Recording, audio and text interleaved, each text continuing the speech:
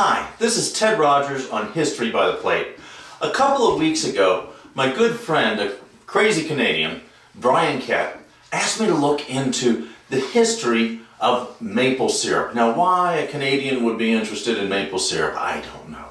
But I took the project on, and, well, it was a bit sticky at first. It was a fun process, though it pancaked out a couple of times. You see, we have this romantic idea, at least I did before starting this, that maple syrup went back into colonial times and was on every breakfast table in New England. Well, the fact is, that's not the case. Maple syrup is actually a very, very modern product. Now, to be sure, there are plenty of myths about North American Indians up in the Canadian North American border of cutting into the bark of maple trees in order to release the sap. And we have archaeological evidence that they did make regular use of the sap as a beverage. But the sap of a sugar maple tree is 98% water. So we have absolutely no evidence until 1557 that the sap was ever boiled down before consumption. And then in 1557, it wasn't boiled down for syrup. It was boiled down to make sugar.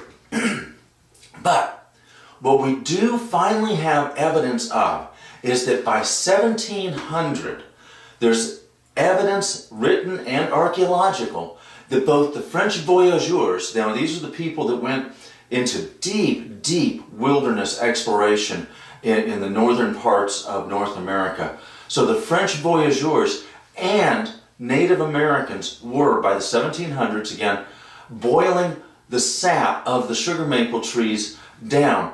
However, they were boiling it down primarily to make sugar and not to make syrup, though there is some evidence that they may have used syrup very locally. It was never transported out as a product like the sugar was. You see, the sugar was lighter and easier to transport than the syrup, so it was more commercially conducive for the voyageurs and for the Indians to boil the sap down to make sugar. And oddly enough, it was a political influence that brought about the popularity of maple sugar. You see, in the late 1700s and early 1800s, the Quakers and other abolitionists advocated the use of maple sugar instead of cane sugar. Now, they did this because they were trying to protest the sugar plantations in the Caribbean which relied upon slave labor. So the use of maple sugar was actually a form of political protest on behalf of human rights. So, while maple sugar took off for, oddly enough, political means and as a means of protest, still maple syrup, though it was enjoyed at the place where the sugar was manufactured, remained a very local commodity only. And this was for several reasons. A, it was heavy and difficult to ship. B, also, where are the maple trees? The maple trees are typically out there in the boondocks.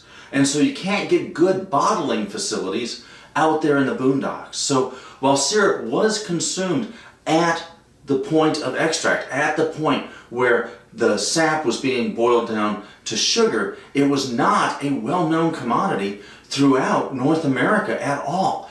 This didn't happen.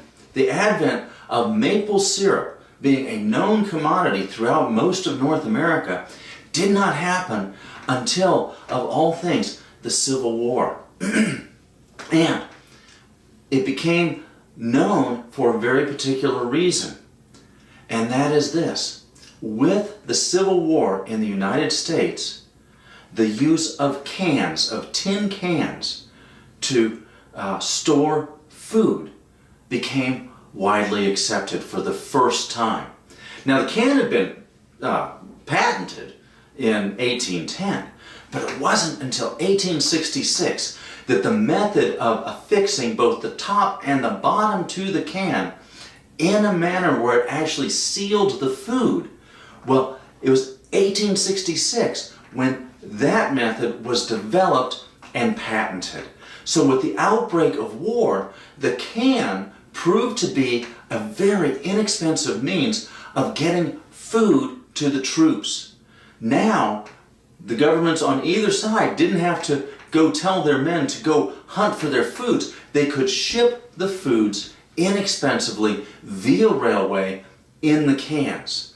And so, with the advent of canning, which was cheap and easy to do, and also very cheap to ship because they didn't break easily, they didn't shatter like glass, you had, for the first time, the introduction of maple syrup on a widespread basis across North America.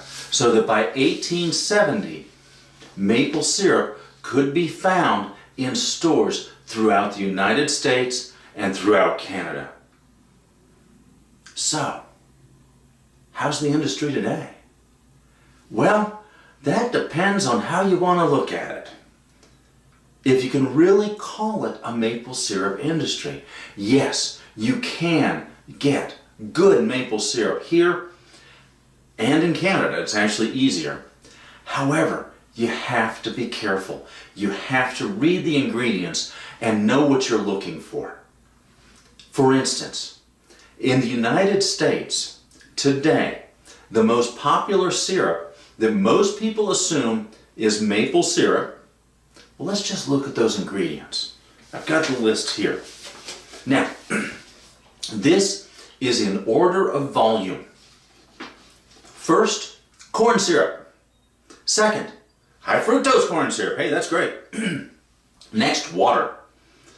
Cellulose gum. Caramel color. Salt. Sodium benzoate. It's important to get that in there. Sorbic acid. Artificial flavors. Finally, natural flavoring. And then sodium hexametaphosphate as the last ingredient. So, natural flavoring is the next to last ingredient, just ahead of sodium hexametaphosphate. So be careful what you're buying out there.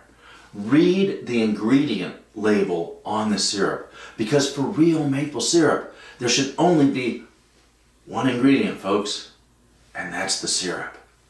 So I hope this has been interesting and fun and helpful. I've tried to be decisive today on this whole syrup issue without waffling about.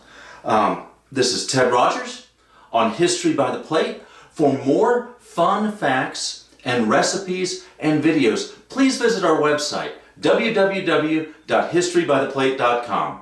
Have a great day.